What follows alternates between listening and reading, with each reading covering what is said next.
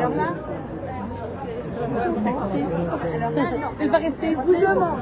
Non, allez, entre Parisiens, entre Franco-Marocains, je vais vous demander. J'ai mon fils qui est fou de vous. Il a rencontré votre maman à l'Olympia et il lui a même dit, écoutez madame, vous êtes fière de vous. Voilà, il est là. Est-ce que vous m'accordez une seconde? Je cours, je vais le chercher, je vous reprends. تواضع كبير من السيد وليد الركراكي مدرب المنتخب الوطني المغربي. راه كيحماق عليه كيلقى مع ماما في الالعاب البارالمبيه وراه غيشوف. اكيد ان التواضع هو من الشيم الكبار. بطبيعه الحال غيتسناو.